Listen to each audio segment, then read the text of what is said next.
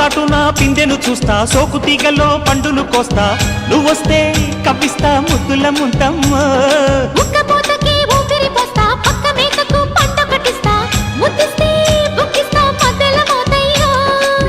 ఓలమ్మో పుకారులు షికారుగా రావమ్మో, ఎదలు ఎడెక్కిస్తే ఎట్టావులమ్మో.